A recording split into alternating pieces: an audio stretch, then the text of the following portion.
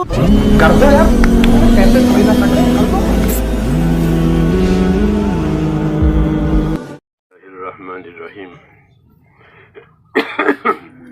الحمد للہ رب العالمین والصلاة والسلام علی سید المرسلین وعلی آلہ واصحابہ اجمعین.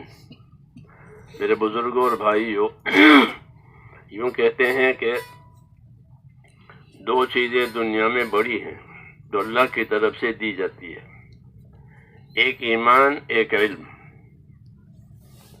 یہ دو چیزیں بڑی ہیں. علماء کرام یہ لکھتے ہیں، ایمان اور علم. چونکہ زندگی کی جو اصلی غایت ہے انسانوں کی، جناتوں کی، وہ ہے عبادت کے لیے اللہ نے ان کو پیدا کیا ہے. تو عبادت کی صحت کے لیے بھی اور عبادت کی تکمیل کے لیے بھی اور اس کی قبولیت کے لیے ایمان ضروری ہے، اور اس کو صحت کے لیے علم ضروری ہے. ورنہ عبادت کیسے کرے گا کفر کے ساتھ، اور عبادت کیسے کرے گا جہالت کے ساتھ؟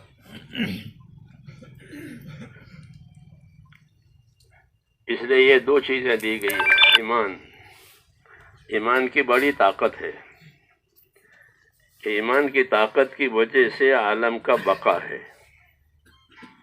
ایک آدمی بھی ایمان والا اللہ اللہ کرے گا روئے زمین پر تو قیامت نہیں آئے گی. جب ایک بھی نہیں ہوگا تو پھر ختم کرے گی اس کو. تو ایمان کو عالم کی بقا کا سبب بنایا گیا ہے کہ جب تک ایمان والے ہیں یہ عالم بقا ہے، عالم کا بقا ہے. اور عالم کی سلامتی جو ہے، بقا کے لیے سلامتی ضروری ہے. تو عالم کی سلامتی کے لیے علم ضروری ہے. اس لیے کہ جو علم انبیاء کرام علیہم الصلوۃ والسلام کے ذریعے سے پہنچتا ہے وہ حقوق کی حمایت اور حفاظت کے لیے ہوتا ہے، دنیا کی تعمیر کے لیے نہیں ہوتا. وہ الگ ہے. جو دنیا کی تعمیر، ترقیات کے لیے ہوتے ہیں وہ الگ ہے. یہ تو حقوق کی حفاظت کے لیے ہوتا ہے، کیونکہ دنیا کو اللہ تعالیٰ نے دارالحقوق قرار دیا ہے اور آخرت کو دارالأجور بتایا ہے. یہ دارالحقوق ہے اور آخرت دارالأجور ہے. جو حقوق ادا کر کے جائے گا اس کی نجات ہے، اس کی کامیابی ہے. اور جو حقوق نہیں کرے گا وہ حقوق میں گرفتار ہوگا. تو اس کو دارالحقوق قرار دیا گیا ہے. تو اس حقوق کی معرفت کے لیے اور حقوق کی پہچان کے لیے اللہ تعالیٰ نے علوم اتارے. چونکہ انسانوں کے طبقات ہیں تو ہر طبقے کی نجات اور ہر طبقے کی ذمہ داری الگ الگ ہے. اس لیے ان کو علوم دیے گئے ہیں. حضور صلی اللہ علیہ وسلم چونکہ آخری نبی ہیں اور آپ تمام طبقات کے لیے، تمام بشریت کے لیے، تمام جنوں کے لیے آپ کی بعثت ہے. اس لیے آپ صلی اللہ علیہ وسلم کو علم علی وجہ الکمال دیا گیا ہے.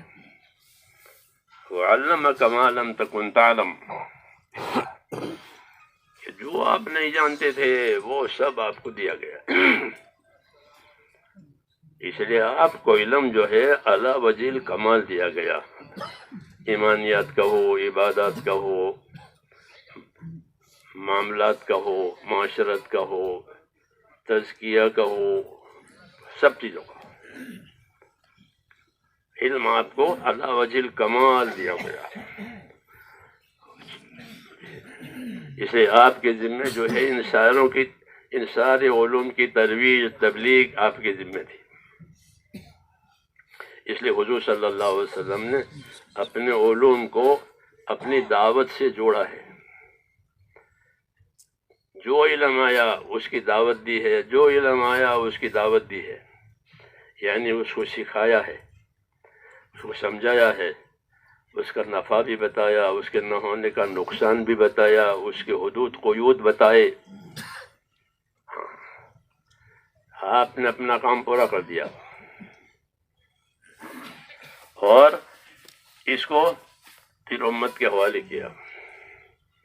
صحابہ کرام نے آپ سے علوم لیے، تعامل کے ذریعے سے، صحبت کے ذریعے سے، تکرار کے ذریعے سے.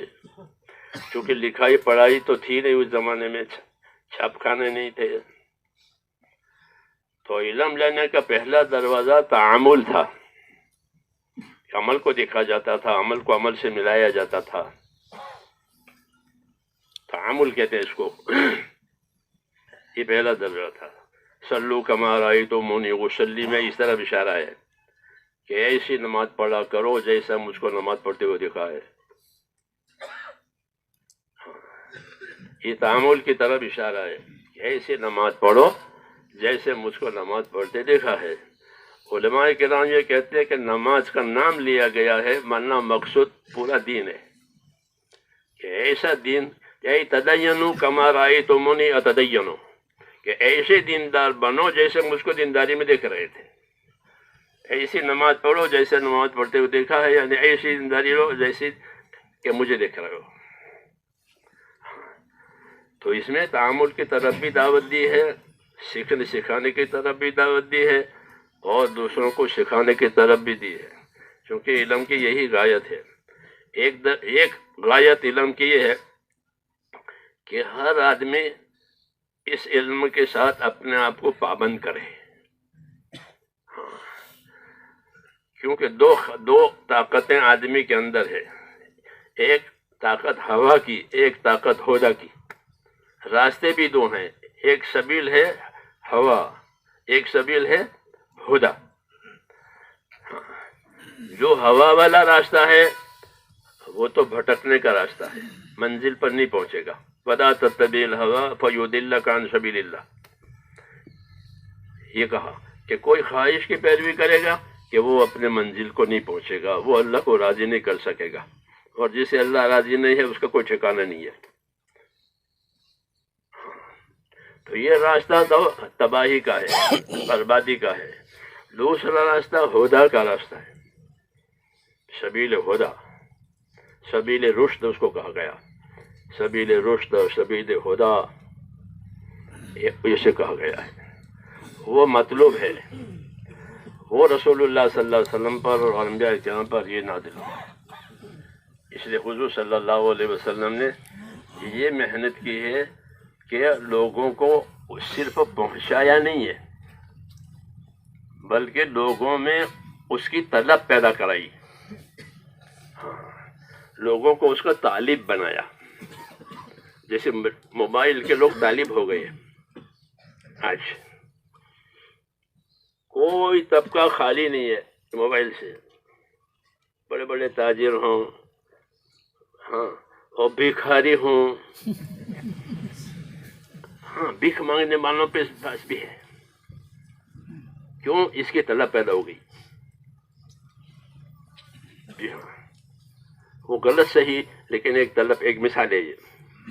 ہاں، حضور صلی اللہ علیہ وسلم کا یہ کمال تھا کہ جو علوم آپ کے پاس آئے، ایک تو اس کو اپنی دعوت سے جوڑا، یعنی لوگوں میں اس کی طلب پیدا کرائی.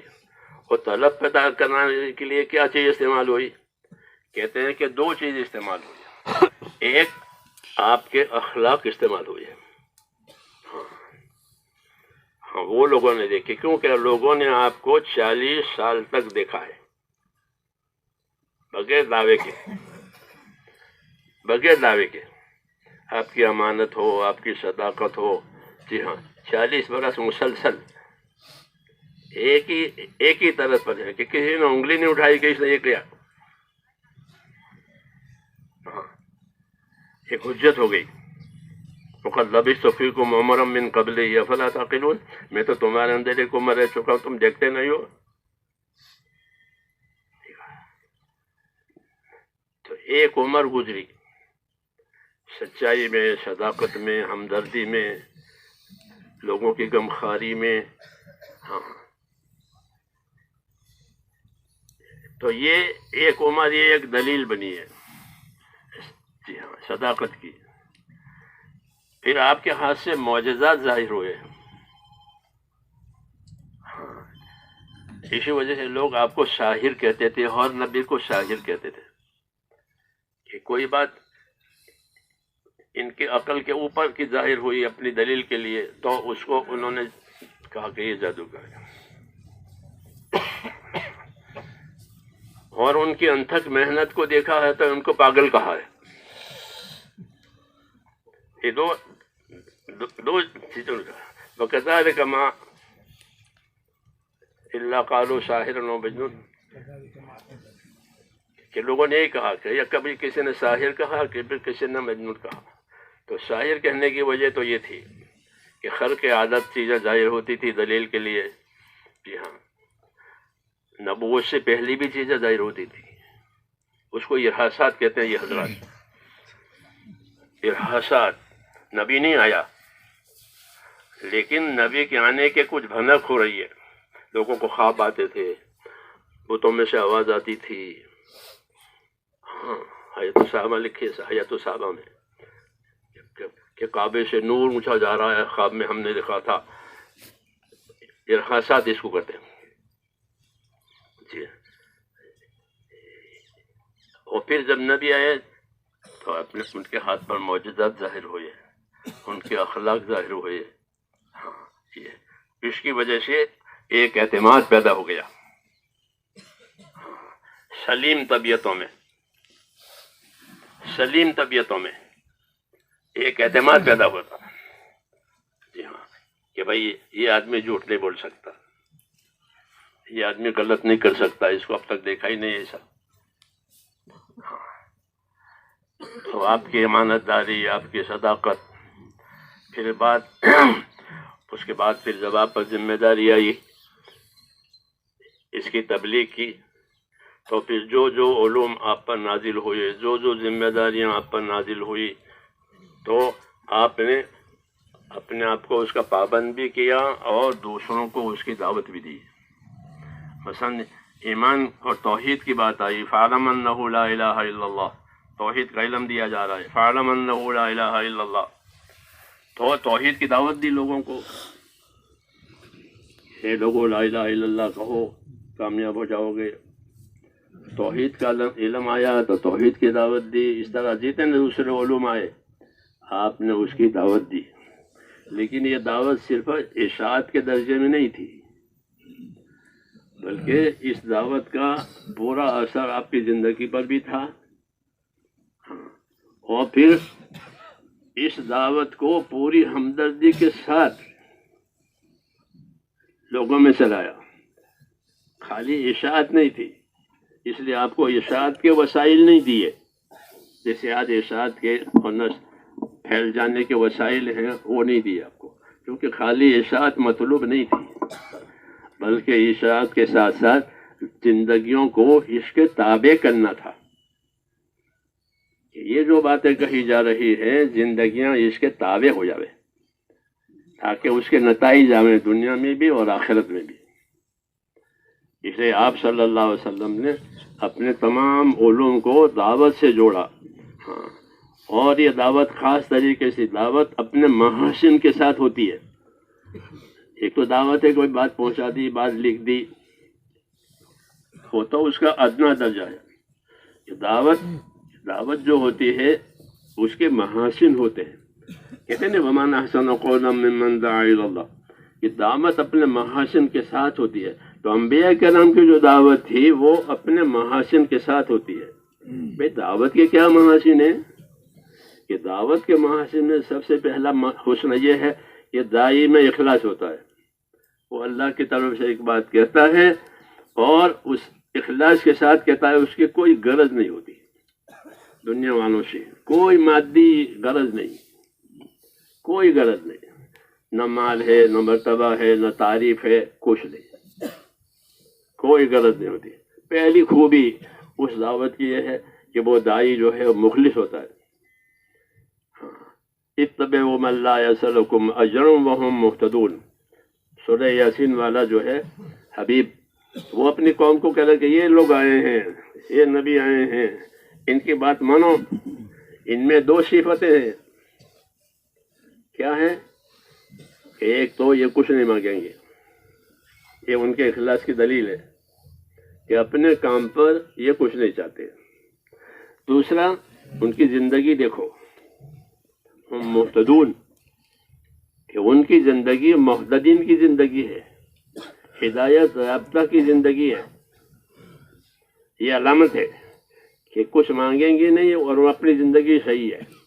یہ نہیں کہ کرتب دکھاتے ہیں، جیسے کرتب دکھاتا ہے تو وہ اس کی زندگی میں نہیں ہوتا، وہ تو دکھانے کے لیے ہوتا ہے. تو کرتب نہیں دکھا رہا کہ بلکہ وہ محتدی ہے، یعنی راہ پہ آیا ہوا ہے، اپنی راہ پر ہے، وہ سیدھی راہ پر ہے اور پھر کچھ مانگتا نہیں ہے. تو پہلی خوبی یہ ہوتی ہے کہ اندر اخلاص ہوتا ہے. اور دعوت کس چیز کی ہوتی ہے؟ کہ دعوت عمل کی بھی ہوتی ہے اور عبادت کی بھی ہوتی ہے، اخلاق کی بھی ہوتی ہے. یہ ان کی دعوت ہوتی ہے. اور دعوت میں ان کا اسلوب جو ہے وہ اسلوب جمیل ہوتا ہے، اچھے اسلوب سے دعوت دیتے ہیں. ہاں، اچھے اسلوب سے. اس لیے حضور صلی اللہ علیہ وسلم کو نرم بنایا گیا تھا. کیا بنایا گیا تھا؟ کہ نرم، کہ اللہ تعالیٰ نے آپ کو نرم بنایا. فبما رحمت من اللہ لنت لهم، کچھ اللہ کی رحمت کا اثر ہے کہ آپ نرم پڑ گئے ہیں. تو اللہ نے اپنی رحمت سے آپ کو نرم بنایا، اور اس نرمی کی وجہ سے لوگ آپ کے گھر جمع ہو گئے. تو ایک یہ بھی اسلوب ہے کہ اپنی دعوت میں آدمی نرم بنے، کہ نرمی کے ساتھ دعوت دے. جی ہاں، اچھے اسلوب سے دعوت دے، کیونکہ اسلوب اور عنوان کا اثر پڑتا ہے. اپنے اخباروں میں دیکھا اوپر عنوانات ہوتے بڑے بڑے سر برق پر، ہاں، تو اس کو لوگ پہلے پڑھتے ہیں، اس کو عنوان کہتے ہیں، اسلوب. تو انبیاء کرام کی دعوت میں اسلوب ہوتا ہے، اسلوب جمیل، اچھا اسلوب، نرمی کا، ہمدردی کا. ہاں، حدیثوں میں ہے، شمائل کی حدیثوں میں کہ آپ صلی اللہ علیہ وسلم جس کو بھی دعوت دیتے تھے اس کو حقیر نہیں سمجھتے تھے، اس کو حقیر نہیں سمجھتے تھے. اس لیے کہ لوگوں میں استعداد ہے، لوگوں میں صلاحیت اللہ پاک نے رکھی ہوئی ہے. جب وہ اس بات کو قبول کریں گے تو ان کی صلاحیتیں کام کرے گی. اللہ ہی جانتا ہے کہ اس کی صلاحیت میں اللہ نے کیا کیا رکھا ہے. الناس معادن کمعادن الذهب والفضة، کہ لوگ اپنی جگہ اسے قیمتی ہیں جیسے سونے چاندی کی کانیں ہوتی ہیں. ہاں، باقی سونا چاندی اگر زمین کے نیچے رہے تو کوئی فائدہ نہیں ہے، تو اس کو نکالا جاتا ہے اپنے معدن سے. اس کو نکالتے ہیں، اس کو دھوتے ہیں، اس کی صفائی کرتے ہیں، پھر اس کی قیمت دیتے ہیں. ایسے ہی انسانیت ہے کہ وہ میں اللہ نے صلاحیت رکھی ہے اپنے کاموں کی ذمہ داری کی، دنیا بنانے کی، آخرت بنانے کی. جی ہاں، یہ صلاحیت ہے. جیسے فساد کی صلاحیت ہے، یہ صلاحیت بھی ہے. اس لیے جب دعوت چلتی ہے تو وہ فساد والا پہلو دبا دیا جاتا ہے، اور صلاح والا پہلو اجاگر کیا جاتا ہے. اس لیے جو لوگ جاہلیت میں سخت تھے وہ پھر ایمان میں بھی سخت ہوتے ہیں. جاہلیت میں جو سخت تھے وہ ایمان کے بعد بھی سخت ہے. اسلام کا وہ پہلو دب گیا اور یہ پہلو اجاگر ہوا. تو دعوت کی وجہ سے لوگوں کی صلاحیتیں کام آتی ہے. اگر دعوت نہ ہو تو ایسے جیسے سونا چاندی ہے لیکن زمین کے نیچے ہے. اس لیے انبیاء کرام ان کو اپنے ماحول میں سے نکالتے ہیں.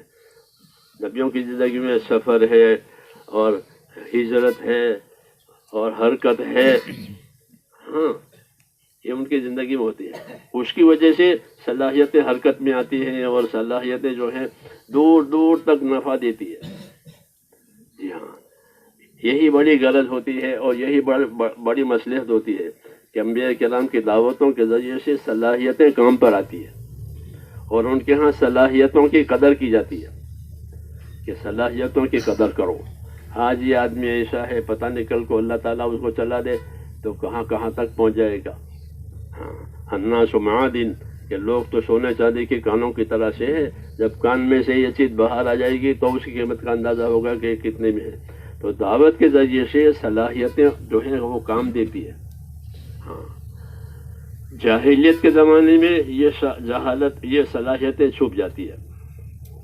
پھر جب وہ جاہلیت کا پردہ ہٹ جاتا ہے اور علم و ایمان کا دور آتا ہے تو وہ کام کرتا ہے. حضرت عمر فرماتے تھے کہ ما عرف قدر الاسلام الا من عاش بالجاہلیہ، کہ اسلام کی قدر وہ پہچانے گا جس نے جاہلیت میں اپنے دن کاٹے ہوں گے، تو وہ پتہ چلے کہ ہماری جاہلیت میں یہ تھا. آج بھی جن ملکوں میں بات جاتی ہے، ہماری دعوت جاتی ہے، تو چونکہ ان کی زندگی وہی میں گزرتی ہے، اب یہ چیزیں ان کے سامنے آتی ہیں، ہاں، تو ان کو بڑی قدر ہوتی ہے. ہم تو اس کو جانتے ہی نہیں تھے کہ یہ کیا چیز ہے، آج ہمارے سامنے بات آئی ہے. جی ہاں، تو وہ یہ بات ہے کہ جتنی جاہلیت ہوگی کہ اتنی یہ دعوت اتنی کارگر ہوگی. جیسے پیاسا ہے تو جتنا اچھا پانی ہو، جتنا ٹھنڈا پانی ہو، وہ زیادہ استعمال کرے گا. اس لیے حضرت عمر فرماتے تھے کہ ما عرف قدر الاسلام الا من عاش بالجاہلیہ. ہم اپنی جماعتوں سے جو بیرون میں جاتی تھی، خاص طور سے نظام الدین میں، ہم کہتے تھے کہ وہاں کے مشورہ والوں سے کہو کہ ہم کو وہاں بھیجو جہاں کام نہیں ہے. جب تم سے مشورہ مانگے تو مشورہ دینا، ان کے مشورے سے چلنا، لیکن رائے دینا. تو کیا رائے دیں؟ کہ ان سے یہ رائے دو کہ جہاں کام نہ ہو وہاں ہم کو بھیجو، تاکہ وہاں پانی پڑے. وہاں کیا پڑے؟ کہ وہاں پانی پڑے. جیسے بارش کا پانی پڑتا ہے تو کہ صرف ہریالی نہیں آتی، بلکہ ہر زمین اپنی صلاحیت ظاہر کرتی ہے. زعفران کی زمین میں پانی سے زعفران پیدا ہوگا، جو کی زمین میں جو پیدا ہوگا، ادرک کی زمین میں ادرک پیدا ہوگا. اولم یروا انا نسوق الماء الى الارض الجرز فنخرج به زرعا تاكل منه انعامهم وانفسهم فلا يبصرون. یہ نبوت کی مثال ہے، یہ نبوت کی مثال ہے کہ ہم بنجر زمینوں پر پانی بیچتے ہیں، پھر وہ زمین آباد ہو جاتی ہے اور اس کے اندر سے چیزیں نکلتی ہیں. تو ان چیزوں سے کیا ہوتا ہے کہ تمہارا گزارا ہوتا ہے، تمہارے جانوروں کا چارہ ہوتا ہے، دونوں. تاکل من انعامهم وانفسهم، وہ خود بھی کھاتے ہیں، ان کے جانوروں کا چارہ، ان کا گزارا آسمان کے پانی سے ہی ہوتا ہے. تو ایسے ہی کہ نبوت کے پانی سے یہ ہوگا کہ ان کی زندگی جو گزارے کی جگہ ہے کہ یہ بھی کامیاب ہو جائے گی، اور جو آخرت کی زندگی ہے کہ وہ بھی کامیاب ہو جائے گی. اس لیے حضور صلی اللہ علیہ وسلم فرماتے تھے کہ جیتکم بخیر الدنیا والآخرہ، میں تمہارے پاس دنیا اور آخرت کی صلاح فلاح لے کر آیا ہوں، میری بات مان لو، سلامت رہو گے. تو ایک تو اس میں دنیا کی سلامتی ہے، آخرت کی نجات ہے، لیکن یہ چیز کوئی رسمی نہیں ہے، بلکہ اس کی بنیادیں ہیں کہ اس کی بنیاد ایمان پر ہے، اللہ سے وابستگی پر ہے، اللہ کے تعلق پر ہے. دوسرا اللہ کی اطاعت سے ہے، کیونکہ ایمان کا تقاضا اطاعت ہوتا ہے. کہ اللہ نے ایمان دیا تو ایمان کا کیا تقاضا ہے؟ ایمان کا تقاضا اطاعت، ایمان کا تقاضا اطاعت. نبی اطاعت کے لیے بھی یہی آتا ہے، وما ارسلنا من رسول الا لیطاع باذن اللہ، کہ جب کبھی ہم نے کوئی رسول بھیجا ہے تو صرف اس مقصد کے لیے بھیجا ہے کہ اللہ کے فرمانے سے اس کی اطاعت کی جائے. تو اطاعت اصل ہے، یعنی حقوق کی ادائیگی. اللہ کا کیا حق ہے، اپنی ذات کا کیا حق ہے، دوسروں کا کیا حق ہے. حقوق، دنیا کو اللہ پاک نے حقوق ادا کرنے کی جگہ بنایا ہے. اس لیے حقوق کے حدود قیود معلوم ہونے چاہیے. تو اللہ تعالیٰ نے یہ علم اتارا ہے، علم دین. دنیا کے دوسرے علوم جو ہیں وہ فنون کہلاتے ہیں، وہ مادہ ہے، وہ اس کی بنیاد. ہماری بنیاد وہی ہے. جو علم اللہ تعالیٰ نے ہم کو دیا ہے اس کی بنیاد مادہ نہیں ہے، نہ پانی ہے، نہ بجلی ہے، نہ وہ ان کی مادہ ہے، وہ مادی چیزیں ہیں، اس کی بنیاد مادہ ہوتی ہے. ہمارے علم کی بنیاد مادہ نہیں ہے. بلکہ کیا ہے کہ وہی اللہ تعالیٰ نے اپنے علم سے یہ علم ہوتا ہے، انزلہ بعلمہ، یوں کہا کہ اللہ نے اس علم کو اپنے علم سے دیا ہے. تو اللہ کے علم کا پرتو ہے، جی ہاں، جو ہم کو علم دیا ہے، اس لیے یہ قطعی ہے. کیا ہے؟ یہ قطعی ہے، اس میں کوئی احتمال نہیں ہے، یہ قطعی ہے. اس لیے اس کا ماننا بھی فرض ہے، اس کا سیکھنا بھی فرض ہے. اس کا سیکھنا فرض ہے. ہاں، کہ جو حال آوے اس حال کا علم لو، جو حال آوے. علم و ذکر ہے نا تیسرا نمبر ہمارے ساتھی. اس میں علم و ذکر یہ مطلب ہوتا ہے کہ جو حال تمہارے اوپر آوے اس حال کا علم لو، تاکہ وہ حال جہالت میں نہ گزرے. نہیں تو وہ حال جہالت میں گزر جائے گا. مثلا ایک آدمی فقیر تھا، مالدار ہو گیا، تو اس پر مالداری کا علم ضروری ہے کہ مالداری کی وجہ سے مجھ پر کیا حقوق عائد ہوتے ہیں. ایک آدمی تندرست سا بیمار ہو گیا، تو بیماری میں میرے اوپر کیا حقوق ہیں، بیماری میں میرے بیماری کے لیے کیا طریقہ ہے. کیوں کہ اللہ کی عبادت تو ہر وقت ہے، تندرستی ہو، بیماری ہو، مالداری ہو، غریب ہو، سفر ہو، حضر ہو، یہ تو حالات ہیں، اس کو حالات کہتے ہیں. تو ہمارے پاس جو علم ہے وہ ہر حال میں رہبری کرنے والا علم ہے. ہاں، حال بدلتا رہے گا. ہاں، اس کے لیے طریقے مقرر ہیں، اس کے لیے طریقے مقرر ہیں. نبی کے ذریعے سے طرق کی کثرت ہوتی ہے، شرائع اس کو کہتے ہیں. ہاں، حکم تو ایک ہی ہوتا ہے، مثلا نماز قائم کرنے کا حکم ہے، لیکن نماز کے طریقے بہت، جتنے حال اتنے طریقے. اس لیے طرق اور شرائع بہت ہوتے ہیں، اور یہ آسانی کے لیے ہوتے ہیں کہ بھئی جو حال پیدا ہو اس کا حل کا یہ ہے، جو حال پیدا ہو اس کے لیے یہ ہے، جو حال. اس لیے پوچھنا ضروری ہے، سیکھنا ضروری ہے. پریشان ہونے کی بات نہیں ہے، کوئی نہیں پوچھے گا تو پریشان ہوگا، تنگی ہوگی کہ اب میں کیا کروں. تو حضور نے فرمایا انما شفاء العی السؤال، کہ پریشانی اور تنگی کا علاج سوال. پوچھو میں کیا کروں، میں کیا کروں. بھائی پوسٹ آفس کہاں ہے، ریلوے اسٹیشن کہاں ہے، پوچھو گے نہیں تو سب جو جسے پوچھو گے وہ بتا دے گا. عرف ہے پوچھنے والے کو بتانا، یہ عرف ہے. کہیں بھی جاؤ آپ دنیا کی چیزیں سب بتا دیں گے، یہ ریلوے اسٹیشن ہے، یہ پوسٹ آفس ہے. ایسے دین میں بھی ہے کہ وہ دین والوں سے پوچھو، وہ آپ کو بتائیں گے. جی ہاں، عرف ہے بتانا. اس لیے پوچھنا ضروری ہے، سیکھنا ضروری ہے. کہ پوچھیں گے، سیکھیں گے تو پھر کوئی نامراد نہیں ہوگا، اس کو راستہ مل جائے گا، طریقے مل جائیں گے. طریقے بھی بہت ہیں، بتانے والے بھی ہیں. اس طرح اللہ تعالیٰ نے دین کو آسان کیا ہے. جی ہاں، کہ طریقے بہت دیے، اس لیے اس کا سیکھنا فرض ہے. ہاں، کچھ تو وہ ہے کہ جو کفایہ کے درجے میں ہے، کچھ وہ ہے جو فرض عین کے درجے میں ہے. جی ہاں، یہ دونوں ہیں، کچھ فرض کفایہ کے درجے میں ہے، کچھ فرض عین کے.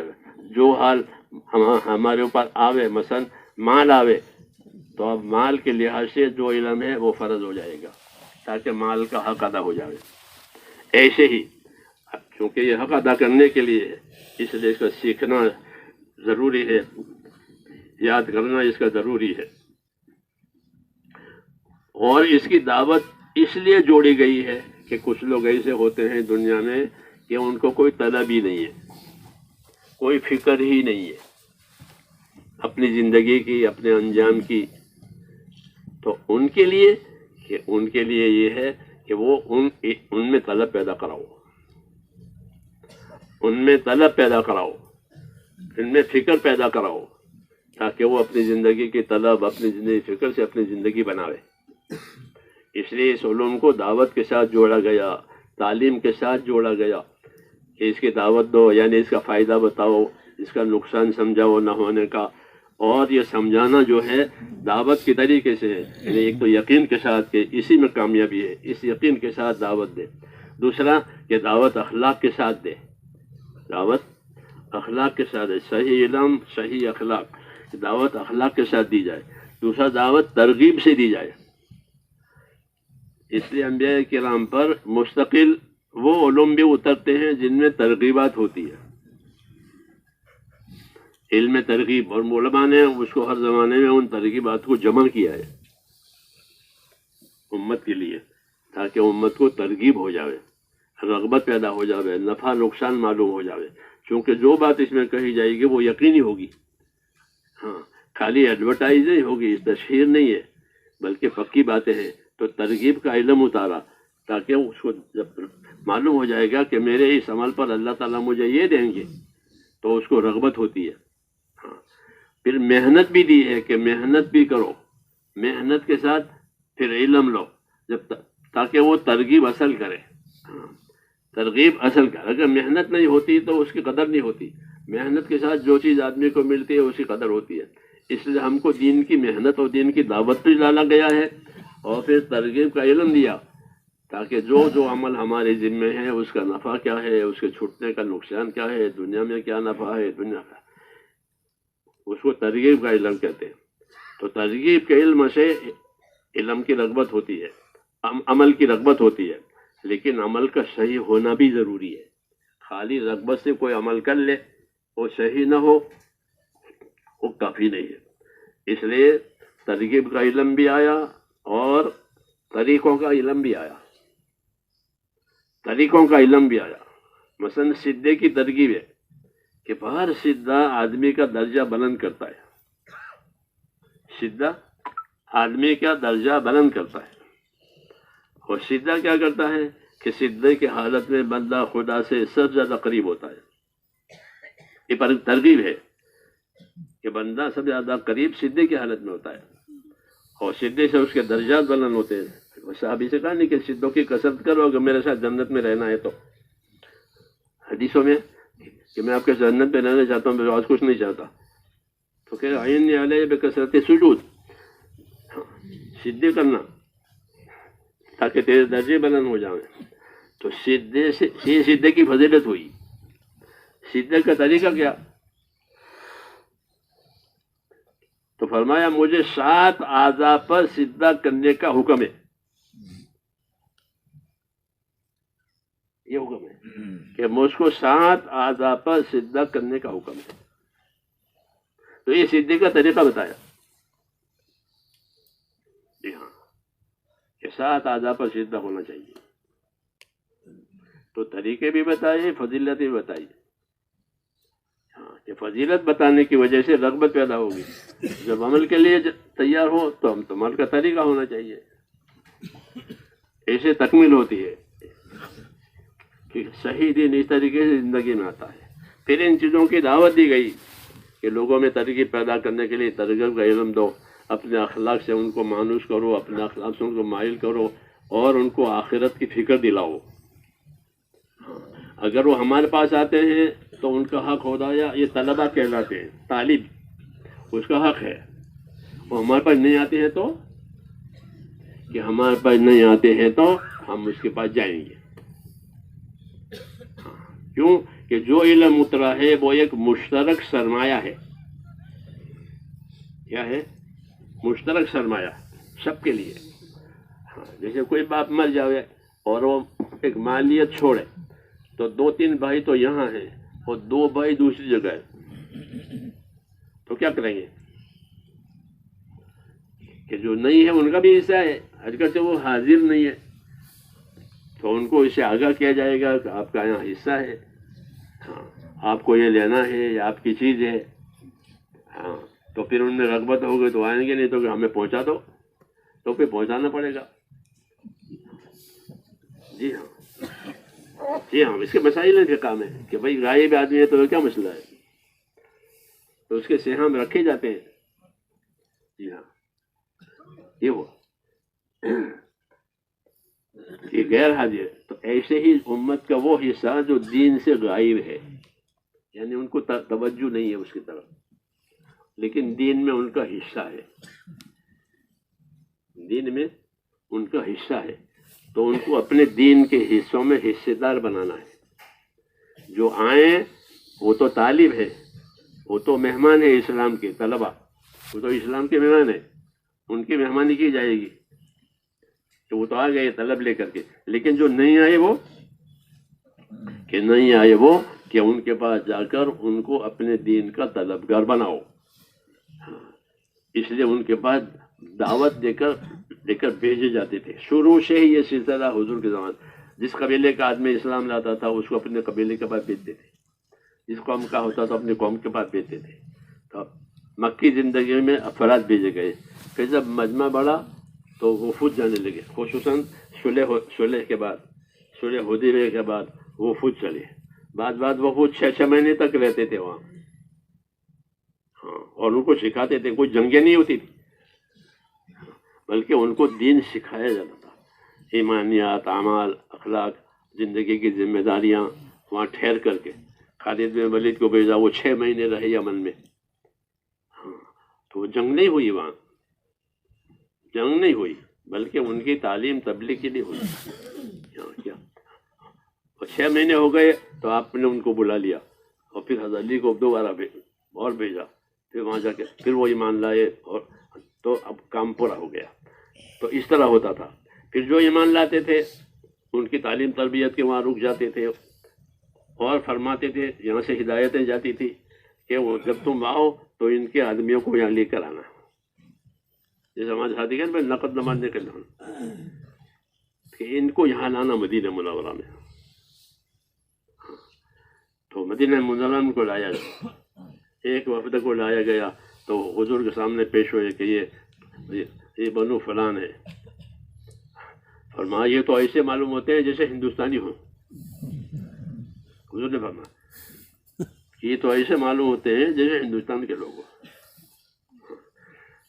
تو حضور صلی اللہ علیہ وسلم نے ہندوستانیوں کو دیکھا تو ہے نہیں، تو یہ معجزہ کی نظر تھی.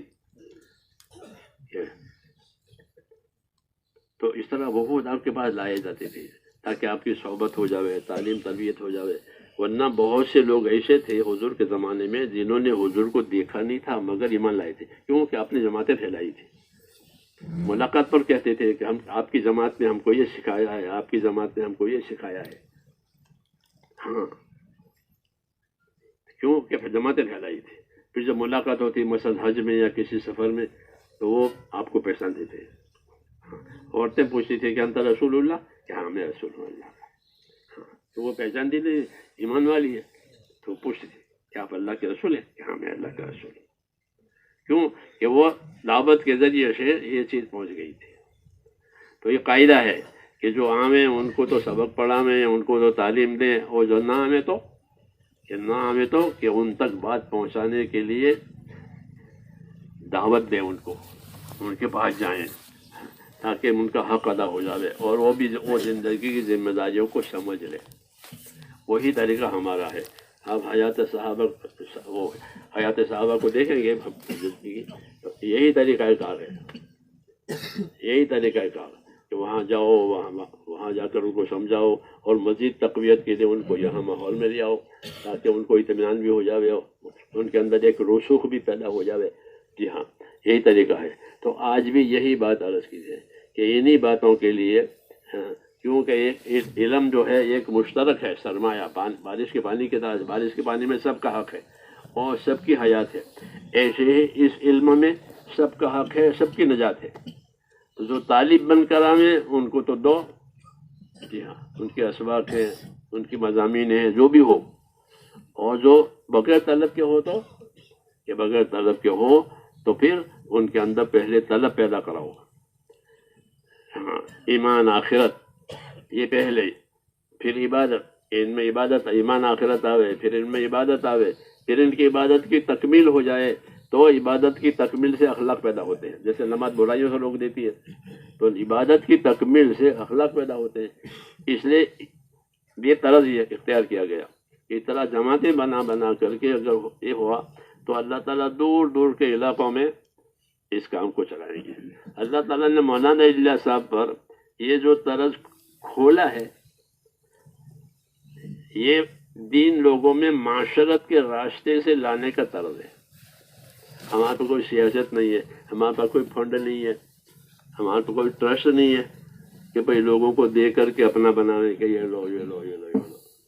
کوئی سیاست نہیں ہے، کوئی حکومت نہیں ہے، کوئی اقتدار نہیں ہے ہمارے پاس، اور اس طریقے سے کرنا بھی نہیں ہے. تو پھر کیا طریقہ ہے کام کا کہ معاشرت کے طریقے سے دین دو، یعنی اپنا بھائی قرار دو، اپنا بھائی بناؤ، اور بھائی دیکھو ہمارے کہتے ہیں بھائی دیکھو ہم نے بھی آپ نے کلمہ پڑھا ہے، آپ نے ہم تو ہم آپ بھائی ہیں، یہ کہتے ہیں نا آپ لوگ. یہ طرز کہلاتا ہے معاشرت کا طرز، کہ ہم کو معاشرت کی طرز سے دین چلانا، دین پھیلانا ہے. الحمدللہ یہ کارگر ہوئی ہے ترتیب، اللہ نے اس ترکیب کو کارگر کیا. ایک تو مخلصین کا اخلاص اس میں اس کا اثر ہے، دوسرا یہ اسلوب ہے کہ بھئی تم بھی ہمارے بھائی ہو، کالا ہو، گورا ہو، عرب ہو، عجم ہو، جی ہاں تم سب ہمارے بھائی ہو، ہم سب کلمے والے ہیں. جی ہاں یہ ہمارے اندر ایک طرح کی وحدت ہے کہ ہم کلمے والے ہیں. ہماری برادری بہت پھیلی ہوئی ہے. ان عالم سب کہتے ہیں کہ ہماری تو برادری بہت پھیلی ہوئی ہے، کلمے کی وجہ سے ساری دنیا میں ہمارے بھائی ہیں. جی ہاں ہماری برادری بہت پھیلی ہوئی ہے. تو اپنی برادری پھیلی ہوئی ہے، اس لیے ان برادری کا حق ہے. اگر وہ آئیں تو ان کو دین دیں، ان کو پڑھائیں، اور وہ نہ آئیں تو کہ نہ آئے تو پھر ان کے پاس جائیں. ہاں یہ سنت طریقہ ہے، سنت طریقہ ہے کہ جو آئیں ان کو دین دو، اور نہ آئے تو کہ نہ آئے تو ان کی فکر کرو. مہاجرین سے حضور نے فرمایا میں تمہیں بھیجنا چاہتا ہوں بادشاہوں کے پاس. ہاں اس لیے تم تیار رہو، اور عیسیٰ علیہ السلام کے ساتھیوں کی طرح سے نہ کرو. عیسیٰ علیہ السلام اور ساتھیوں نے کیا کیا تھا کہ عیسیٰ علیہ السلام کے ساتھیوں نے جب عیسیٰ علیہ السلام نے ان پر یہ ذمہ داری ڈالی کہ بھئی میں اپنی بات لے کر تم کو بھیجنا چاہتا ہوں، تو بعد مکان کی وجہ سے ان پر زور پڑا، کیونکہ تو بہت دور جگہ ہے. تو کہ ہم وہاں جا کر کیا کریں گے، وہاں کی ہم کی زبان بھی جانتے نہیں ہم. تو اس کا جواب عیسیٰ علیہ السلام نے نہیں دیا، لیکن جب صبح ہوئی تو ہر آدمی اس علاقے کی زبان بولنے لگا جہاں ان کو جانا تھا.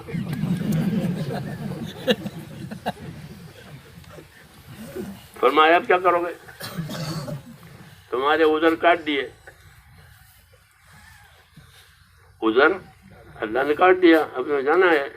تو آپ نے سکھایا اپنے آدمیوں کو کہ ایسا مت کرو، اپنی طاقت اپنی صلاحیت لگاؤ، اللہ آگے کام کھولے گا. کوئی زبان اصل نہیں ہے، ورنہ کتنی زبانیں سیکھیں گے ہم دعوت دینے کے لیے اور تعلیم دینے کے لیے. دنیا میں بہت زبانیں. تو ہم لوگ جب جا رہے تھے ہم انگلینڈ، تو مجھے نہ امریکہ جا رہے تھے، تو کچھ لوگ کہتے تم لوگ انگریزی پڑھو، انگریزی کیونکہ دنیا میں انگریزی چلتی ہے. ٹھیک ہے، لیکن کتنی زبانیں سیکھیں گے، کتنی زبانیں سیکھیں گے. فرانس میں آپ جاؤ تو وہاں فرانس میں انگریزی نہیں ہے، وہ فرانسیسی، حالانکہ وہ یورپ میں ہے، لیکن وہاں انگریزی نہیں ہے، فرانسیسی ہے. تو ایسے ہی، تو اس لیے زبان کا مسئلہ نہیں ہے، بلکہ دعوت کا مسئلہ ہے کہ دعوت کے ذریعے سے ان زبان والوں کو اپنا بناؤ تاکہ وہ ہماری سیکھیں. ہمارے پڑوس کے ملک میں باہر کے طلباء آتے ہیں، وہ سب اردو بولتے ہیں کہ ان کو پہلے حفظ کراتے ہیں، حفظ کے بعد ان کو درس نظامی پڑھاتے ہیں، تو حفظ کے درجے میں وہ اردو بول لیتے ہیں، ان کو کچھ سمجھانا نہیں پڑتا. یہ حافظ ہو گئے اور اردو بولنے لگے. پھر وہ پڑھتے ہیں 7 سال ہاں، اور پھر وہ کام کرتے ہیں، کیونکہ یہاں اردو آ گئی ان کو، اب وہ اپنے ملک میں مددگار بن گئے. تو زبان کا مسئلہ تو اس لیے زبان کا مسئلہ نہیں ہے، بلکہ یہ مسئلہ ہے کہ ہر زبان والوں کو اپنی طرف لاؤ، اپنے دین کے لاؤ. ہمارا دین سیکھیں گے، وہ ہمارے دین میں وہ ہمارے مددگار بنیں گے. کہ ہجرت کا دروازہ بند ہے، نصرت کا دروازہ کھلا ہوا ہے. ہجرت کا دروازہ نہیں ہے، نصرت کا دروازہ کھلا ہوا ہے. کونوا انصار اللہ، تو نصرت کرے. ہاں تو یہ نصرت کا دروازہ ہے کہ سیکھیں، سکھائیں، مددگار بنے. تو مہاجرین سے کہا، مہاجرین کا ہم تیار ہیں. عیسیٰ علیہ السلام کے ساتھیوں کی طرح سے ہم نے کیا سنا تھا، آپ نے ان کو بھیجا ہے دعوت لے کر کے دنیا کے ملکوں میں. یہ دعوت تو ایمان کی دعوت ہی، تعارف تھا. ہاں پھر آگے کام آگے بڑھا اور دین پہنچا ان کے ملکوں میں. حضرت عمر کے زمانے میں تو صحابہ کو باقاعدہ بھیجا گیا تعلیم کے لیے. ہاں انس بن مالک کو عراق میں بھیجا تھا، حضرت عبادہ کو جو ہے وہ فلسطین میں بھیجا تھا، ابو درداء کو شام میں بھیجا تھا. جی ہاں، کہ وہاں جا کے ان کی تعلیم تربیت ان کی تزکیہ کرو، تو بھیج دیتے تھے. تو وہ بات تو وہیں رہ گئے. تو یہ ہمارا کام ہے مصر. آج بھی یہی بات ہے کہ اس کام کو سیکھ کر سمجھ کر کے اس کے تقاضے کو پورے عالم کے اعتبار سے ہمیں پورے کرنا ہے، کیونکہ علم کے بغیر کچھ نہیں ہے. علم پانی کی طرح ہے، پانی نہ ہو تو سب مر جاویں. پانی نہ ہو تو پوری زمین کے کائنات پانی پر ہے، پانی نہیں ہے تو سب مر جاوے. ایسے ہی ہے، یہ پانی ہے. حضور صلی اللہ علیہ وسلم نے اپنی بعثت کو، اپنے علم و ہدایت کو پانی سے تشبیہ دی ہے. مثلا ما بعثنی اللہ من العلم والہدی کمثل غیث. وہ پانی کی طرح، پانی کی سب کو ضرورت ہے، پانی کی سب کو ضرورت ہے زمین کی مخلوق کے لیے. تو اس طرح اس دین کی جس میں علم و ہدایت ہے سب کو ضرورت ہے. تو اس کے لیے ہے کہ جو طالب ہیں ان کو تو طلب کے مطابق دیا جائے، اور جن میں طلب نہیں ہے کہ ان کے اندر اپنے اخلاق سے، اپنی ترغیب سے، اچھے عنوان سے، اچھی نیت سے ان میں دین کی طلب اور فکر پیدا کرائی جائے. اس کام کو سیکھا جاوے، دعوت کے کام کو، تاکہ جو دعوت کے محاسن ہیں کہ اخلاص بھی ہے، اعمال بھی ہے، اخلاق بھی ہے، اسلوب بھی ہے، ہاں ہمدردی بھی ہے، دعوت میں یہ سب چیزیں ہوتی ہیں، تو وہ ہماری زندگی میں آ جاوے. اس لیے کہتے ہیں کہ پہلے اس کام میں وقت لگائیں، اس کام کو سیکھیں، اس کی اہمیت سامنے آوے، اس کے فضائل، اس کی اہمیت، ضرورت، اور ایمان والے کی ہمدردی اور آخرت کا فکر. یہ بنیادیں ہیں اس کی کہ آخرت کے فکر کی وجہ ہے اس کو سیکھنا، سکھانا ہے، پھیلانا ہے، ذمہ داری ہے. اس لیے یہ طرز اختیار کیا گیا ہے کہ کچھ وقت اس کام کو بھی دے. جیسے ہم پڑھنے پڑھانے کو وقت دیتے ہیں، تصنیف تعلیم کو وقت دیتے ہیں، دوسرے دینی امور کو وقت دیتے ہیں، تو ایک یہ بھی کہ اس سے کیا فرق ہوگا کہ یہ ایک عمومی محنت ہے. اس کی وجہ سے طلبگار بڑھ جائیں گے. جب طلبگار بڑھ جائیں گے تو وہ دین کو طلب کریں گے. تو بارش کے پانی کی طرح سے ہے کہ اس کے طلبگار بڑھیں گے. جب طلبگار بڑھیں گے تو دین بھی بڑھے گا. جیسے خریدار بڑھتے ہیں تو کاروبار بڑھ جاتا ہے، اور خریدار نہیں ہو تو کاروبار ٹھپ ہو جاتا ہے. ہاں، ایسے ہی جب دین کے طلبگار بنیں گے تو دین ترقی کرے گا. ہاں، چنانچہ یہی ہوا کہ بنیادی طور پر کلمہ نماز کے نام پر محنت کر کے لوگوں میں طلب آئی. اب لوگ میں جب 80 میں امریکہ گیا تو کوئی مسجد وجد نہیں تھی وہاں. ہاں، ایک یمن والوں کی ایک مسجد تھی ڈیربون میں. جب کوئی مشورہ ہوتا تھا ہمارا ماہانہ، چونکہ ہم نے وہاں سال لگایا تھا، تو وہیں آتے تھے. بول کہاں جانے، مشورے والے وہیں آتے تھے. یہی ایک مسجد تھی یمن والوں نے بنائی تھی. وہ کارخانے تھے تو بڑی تعداد میں یمنی وہاں محنت اور اپنے کاریگری میں وہاں رہتے تھے. تو وہ مسجد ہمارا ٹھکانہ بنی تھی. ہر ماہانہ مشورے ساتھی وہیں آتے تھے. اب الحمدللہ جب کام گیا، ایک اجتماع ہوا، پھر 5 سال کے بعد دوسرا اجتماع ہوا 85 میں، پہلا 80 میں ہوا، پھر 85 میں ہوا، اور الحمدللہ فضا بن گئی. اب مساجد، مدارس، سب چیزیں ہو گئی. علماء پیدا ہو گئے. ہاں، علماء پیدا ہو گئے، انہوں نے علماء پیدا کیے، درسگاہیں بنائی، سب چیزیں بنائی. کیا بات ہو کہ بنیادی کام پانی پڑ گیا. تو ایسے ہی اور بھی جن جن علاقوں میں ہے الحمدللہ اس کی وجہ سے ایک تازگی آ گئی، زندگی کی ذمہ داریاں سمجھ میں آ گئی. ہاں، تو آج بھی ہے. ابھی بھی بہت سے علاقے ایسے ہیں کہ جہاں اس کی ضرورت ہے. اس لیے کہتے ہیں کہ ایک تقاضا آپ حضرات سے یہ ہے کہ ایک سال دیں. اہل علم حضرات ایک سال دیں. پہلے 7 چیزیں مانگتے تھے، اب 1 سال کی بات ہو گئی. 7 چیز میں 9 مہینے بنتے تھے، تو پھر ایک دن بات ہوئی تو پھر 1 سال کر دو. مولانا انعام صاحب کے زمانے سے سال کی بات ہو گئی کہ بھئی ہمارے ساتھی ایک سال لگاویں، اور 1 سال لگا کر اپنے ملک میں اس کام کو کریں اور اس سے مناسبت پیدا کریں. جی ہاں، اس کی اہمیت محسوس کریں. تو پھر باہر کے جو تقاضے آئیں اس پر بھی اپنے آپ کو پھر چلیں، تاکہ ہماری زندگی ایک عالمی تقاضے پورے کرنے پر لگے. رسول صلی اللہ علیہ وسلم کو اللہ نے پورے عالم کے لیے بھیجا، اور علماء کرام ان کی وارث ہیں، تو یہ بھی عالمی تقاضے پورے کریں اپنے علم سے، اپنی محنت سے۔ یہی دو اصل ہے، علم اور محنت، علم اور محنت، یہ دو اصل ہیں نبوت کے ہاں۔ تو محنت وجود میں آئے گی دین کو زندہ کرنے کی، تو وہ محنت کی وجہ سے پھر علم کے محتاج ہوں گے کہ بھئی علم، محنت سے دین تو آیا، وہ دین کا علم چاہیے، تو اس کو ان کو علم کی بھی ترغیب ہو جاتی ہے۔ چنانچہ یہی ہوا ہے، پھر لوگوں نے اپنے بچوں کو حافظ بنایا، اپنے بچوں کو عالم بنایا، اپنے ماحول میں درسگاہیں قائم ہوئی، یہ ترغیب ہوئی ہے۔ لیکن جو ہوا ہے ابھی تھوڑا ہے، جو باقی ہے وہ زیادہ ہے، ہمارے اپنے ملک میں بھی اور دوسرے ملکوں میں بھی۔ اس لیے آپ حضرات سے ایک ایک سال کا تقاضا ہے کہ آپ ایک ایک سال لگائیں گے تو انشاءاللہ یہ تقاضے پورے ہوں گے۔ علماء کرام دو قسم کے ہیں، ایک علماء کرام کی وہ تعداد ہے جو صاحب مقام ہے، صاحب مقام ہے، مراجع ہیں، ان کی طرف رجوع کیا جاتا ہے، اور ایک علماء کرام ہے جو خدمتوں میں ہیں، جیسے آپ حضرات ہیں۔ جو حضرات اہل مقام ہیں ان سے اس کام کی تائید مانگی جاتی ہے کہ وہ حضرات اپنے مقام سے تائید کریں، ان سے تشکیل نہیں ہوتی ان کی، بلکہ ان سے تائید مانگی جاتی ہے۔ حضور صلی اللہ علیہ وسلم بھی اہل کتاب سے تائید مانگی جاتی ہے کہ میری تائید کرو، لیکن انہوں نے تائید بھی نہیں کی، تصدیق بھی نہیں کی، محروم ہو گئے۔ یہود نصارہ تھے نا مدینے میں، تو ان سے تصدیق، تو ان کو تو حسد پیدا ہو گیا، وہ تو محروم ہو گئے۔ تو علماء کرام سے جو صاحب مقام ہیں ان سے تائید مانگی جاتی ہے۔ مفتی کفایت اللہ صاحب رحمۃ اللہ علیہ کے پاس جماعت بھیجتے تھے، تو کس کے لیے؟ تشکیل کے لیے کہ نہیں، تائید کے لیے، یہ تائید کریں گے۔ حضرت مدی رحمۃ اللہ علیہ یہ تائید کریں گے، مولانا احمد لاہوری وہ تائید کریں، تو انہوں نے تائید کی۔ جب تائید ہوئی تو لوگوں کے لیے راستہ کھل گیا۔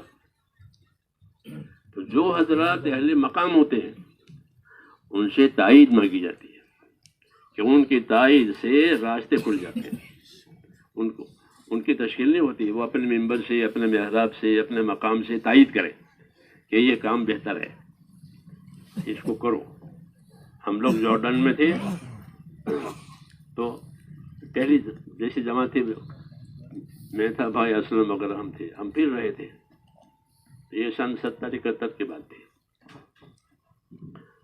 تو پولیس بھی ہم کو دیکھتی تھی، تو پولیس نے جو شرعی قاضی تھے وہاں کے، ان کو فون کیا کہ یہ لوگ پھر رہے ہیں تو دین کی باتیں کرتے ہیں، تو ان کے بارے میں کیا خیال ہے آپ کا؟ آپ کے نزدیک یہ لوگ کیسے ہیں؟ جس وقت پولیس نے فون کیا تو اس وقت ہم ان کے پاس بیٹھے ہوئے تھے، ملاقات میں گئے تھے، شرعی قاضی تھے وہاں کے، اور حسن اتفاق سے وہ شرعی قاضی بھی تھے، پھر انہوں نے مدینہ میں تعلیم پائی تھی، تو وہ تبلیغ سے واقف تھے، تو ہم بیٹھے ہوئے تھے، اور پولیس کا فون آیا کہ یہ جو پھر رہے ہیں تو ان کے بارے میں کیا رائے ہے، وہ دین کی باتیں کرتے ہیں۔ تو انہوں نے بہت اس سے جواب دیا کہ ہؤلاء ربانیون خلہم الناس یتعلمون الصلاۃ والوضوء، ان کو کام کرنے دو، یہ نیک لوگ ہیں۔ تو ہماری تائید ہو گئی، تو وہ راستہ کھل گیا۔ ہاں، اب تک کوئی اشکال نہیں ہے۔ جی ہاں، کہ انہوں نے تائید کی وہاں سے کہ بھائی یہ لوگ کوئی ایسے فتنہ انگیزی کی بات نہیں کرتے ہیں، یہ تو ان کا کام صحیح ہے، ان کو کرنے دو۔ تو کسی صاحب مقام کی تائید سے راستے کھلتے ہیں۔ اس لیے جو حضرات اہل مقام ہیں ہم ان سے نہیں کرتے چلے چال میں بلکہ ان کی دعا، ان کی تائید یہ ضروری ہے شروع سے ہی کہ وہ تائید کرے۔ کبھی اپنے آدمیوں میں تائید کرتے ہیں، کبھی عام تائید کرتے ہیں محراب سے، ممبر سے۔ تو جو صاحب مقام حضرات ہیں ان سے تائید مانگو، ان سے دعا کراؤ، اور جو باقی ہیں جیسے ہم آپ ہیں تو ہم بالفعل اس کام میں چلیں، ترتیب بنا کر کے جی، کہ مدارس بھی ہیں، مساجد بھی ہیں، دوسرے دینی کام بھی ہیں، کہ اس کو بھی دیکھنا ہے اور اس کو بھی دیکھنا ہے۔ اگر اس کام کو دیکھیں گے تو ان چیزوں کو پانی ملے گا، क्योंकि ये बुनियादी काम है, जैसे पानी देना ये बुनियादी काम है। तो ये बुनियादी काम होता है तो फिर जो दूसरे काम उनको पानी मिलता है, कोई मुज़ाहमत नहीं है, क्योंकि ये भी सही है ये भी सही है। और जो चीज़ हक होती है तो हक में मुज़ाहमत नहीं होती। अल हक ला युज़ाहिमुल हक, एक हक दूसरे हक की मुज़ाहमत नहीं करेगा, मुआमिनत करेगा। तो हक जो होता है वो मुआमिन होता है, जैसे रुकू सिद्दे का मुआमिन है और सिद्दा कायदा का मुआमिन है, और क़याम रुकू का मुआमिन है कि आदमी क़याम में से रुकू में आसानी से जाएगा और रुकू से सिद्धे में आसानी से जाएगा, सिद्धे में से कायदे में आसानी से बैठ जाएगा। और ये सब फराइज़ हैं, चार के चार हक है। तो हक जो है वो एक दूसरे का मुआमिन होता है, मुज़ाहमत अगर हुई है तो वो उनके गलत की वजह से, उनकी गलत फासिल है। वरना हक में मुज़ाहमत, उलमा कहते हैं कि अल हक ला युज़ाहिमुल हक, कि हक की काट में नहीं हो सकता। जैसे मैंने कहा कि क़याम ये रुकू के लिए, और रुकू सिद्धों के लिए, सिद्ध कायदे के लिए, चारों फराज है। जी हाँ, तो जितनी चीज़ें अहले हक हक है वो कभी मुज़ाहमत नहीं करेंगे, वो एक दूसरे मोमिन बनेंगे। और यही सही तरीका है। ये हर नबी दूसरे नबी की तस्दीक करने वाला होता है। हाँ, तो हक में मजमा, हाँ उसकी तरतीब है, रुकू की तरतीब, सिद्धे की तरतीब, कायदे तरतीब है। हज़रत जी फरमाते थे कि नबी के ज़िम्मे होता है कि अमल बतावे, नीयत बतावे, तरतीब बतावे, ये नबी के ज़िम्मे है। जैसे क़याम है, रुकू है, सिद्दा है, कायदा है, ये चार फ़र्ज़ है, तो चार फ़र्ज़ की तरतीब बताई, ये चार फ़र्ज़ इस तरह अदा होंगे कि नबी के ज़िम्मे होता है कि वो अपने दीन के कामों की तरतीब बतावे, उसकी नीयत बतावे। हाँ, ये नबी के ज़िम्मे है, अपनी तरफ से उसको ईजाद करना ये सही नहीं है, नबी बताएंगे। तो इस काम की तरतीब है हमारी, वही तरतीब से इस काम को करो। हाँ, एक तरतीब सलामती के लिए होती है, एक तरतीब सेहत के लिए होती है, एक तरतीब सलामती के लिए कि बस मदरसा छोड़ के चले गए कि ये तरतीब नहीं हुई, मस्जिद छोड़ के चले गए कि ये तरतीब सही नहीं हुई। भाई जिस काम पर तुम जो काम है उसकी जगह कोई कायम करो। जैसे हज में जाते हैं या खुदा न खास्ता बीमार हो जाते हैं तो वो जगह पुर की जाती है, उसको छोड़ कर नहीं छोड़ते, उसे पुर करते हैं कि उज़र पेश आ गया तो उज़र की वजह से, ज़रूरतों की वजह से गुंजाइशें निकालनी पड़ती है। तो ऐसे यहाँ भी है कि अगर इस काम की वजह से जाएँ तो अपनी जो जिम्मेदारी है उसकी जगह को खाली नहीं छोड़ना है, बल्कि उसकी तरतीब बना करके जाना, ताकि ये भी चलता रहे वो भी चलता रहे। ये खुसूसी है, वो उमूमी है। अपने अपने वक्त पर दोनों की ज़रूरत होती है, दोनों की अहमियत होती है, इसलिए इसको करना है। हाँ, तो इसलिए कहा जाता है कि आप हज़रत से इस काम के लिए, ताकि आप उमूम के लिए भी मुफीद हो जाना और अपने खुसूस के लिए तो हैं, इसलिए एक एक साल का मुतालबा होता है। ये है आपसे अर्ज़। जी हाँ, अब आप बताएं इसके लिए।